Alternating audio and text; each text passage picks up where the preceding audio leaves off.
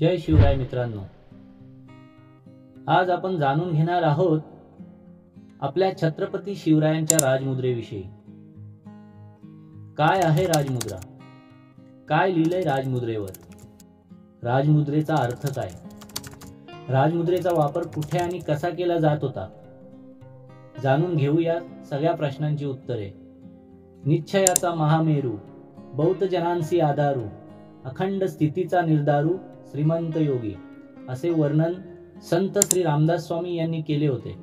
छत्रपती शिवाजी महाराज आपले दैवतच आहेत। त्यांचे नाव जरी उच्चारले तरी आपल्या अंगावर रोमांच उभे राहतात।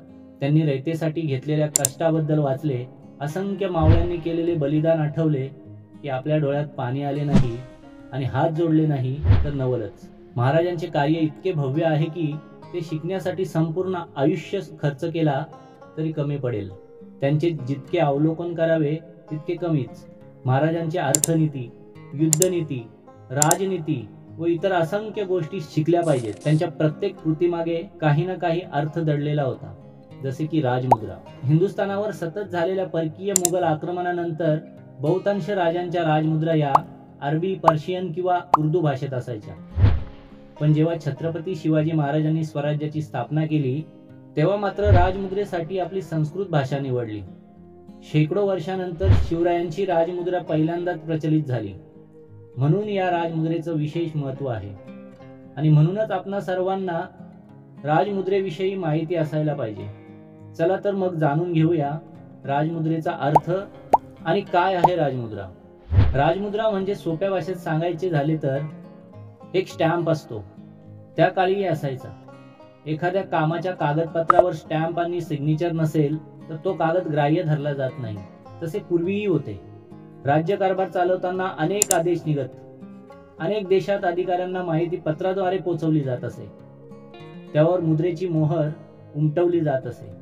राजमुद्रा ही त्या राजाची व राजांची ओळख असे, पण आपल्यासाठी आपली राजमुद्रा महत्त्वाची, कारण आपल्या स्वराज्याची राजमुद्रा आणि हे स्वराज्य अत्यंत कष्टाने, शौर्याने, बलिदानाने आपल्याला मिळवून दिले आहे।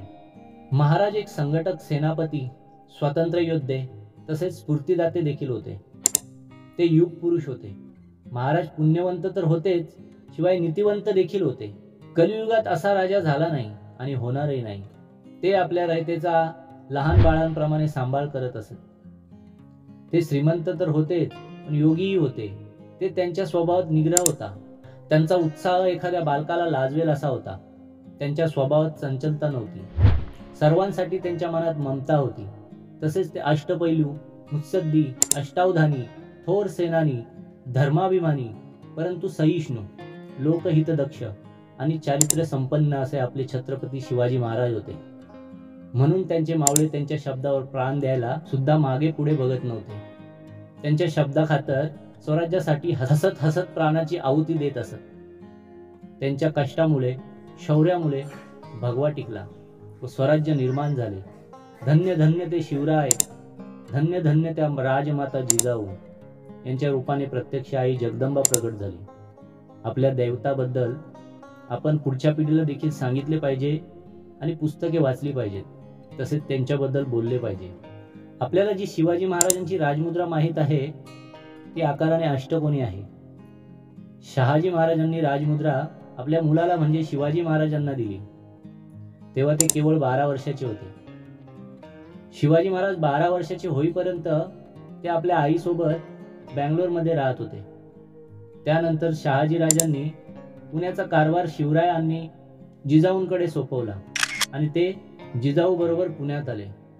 शिवाजी महाराज जेव्हा बँगलोरमधून पुण्यात आले त्यावेळी अष्टप्रधान मंडळ त्यांच्या बरोबर होते। त्यावेळी एक स्वतंत्र राजमुद्रा शहाजी महाराजांनी त्यांना दिली। काय आहे ती राजमुद्रा आपण जाणून घेऊ। प्रतिपच्चंद्र लेखेव वर्धिष्णु विश्ववंदिता, शहासून शिवशेषा, मुद्रा भद्राय राजते। राजमुद्रेचा अर्थ असा आहे की प्रतिपदेचा चंद्र जसा हळूहळू वाढत जातो व साऱ्या विश्वात वंदनीय होतो, त्या प्रकारे शहाजीचा पुत्र शिवाजीच्या मुद्रेचा लौकिक वाढत जाईल व ही राजमुद्रा फक्त लोकांच्या कल्याणासाठी विराजमान होईल। शिवरायांसाठी त्यांची प्रजा ही बाळ आहेत। त्यांचा रयतेवर बापाप्रमाणे प्रेम आहे आणि त्याच प्रेमाने ते संपूर्ण प्रजेचा सांभाळ करीत आहेत. हिंदवी स्वराज्य हे रयतेचे राज्य आहे. या राज्यात लेकी सुना, गाई वासरे, संत सज्जन सगळे मोकळा श्वास घेऊ शकतात. शिवरायांनी हिंदवी स्वराज्य रयतेसाठी निर्माण केले आहे.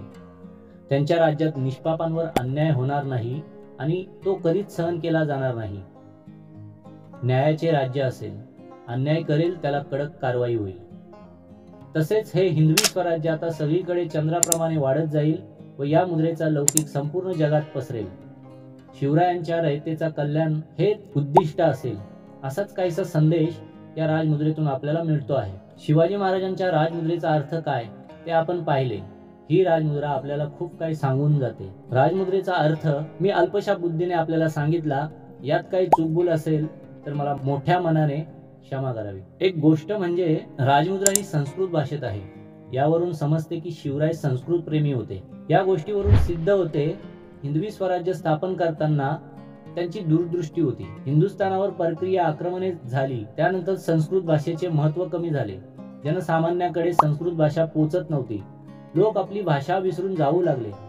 स्वराज्य स्थापन करताना आपल्या मूळ भाषेचे आणि सनातन धर्माची ओळख असलेल्या संस्कृत भाषेचे जतन करण्यासाठीच्या दूरदृष्टीने शिवरायांनी राजमुद्रा संस्कृत भाषेत बनवून घेतली, असा अंदाज आपण लावू शकतो. यातून परकीयांना देखील संदेश जातो की किती आक्रमणे झाली तरी हजारो वर्षापासून आमची मूळ भाषा आणि धर्म टिकून आहे, त्याला कुणीही धक्का लावू शकत नाही, असा संदेश शिवरायांनी राजमुद्रेतून आपल्याला दिला आहे.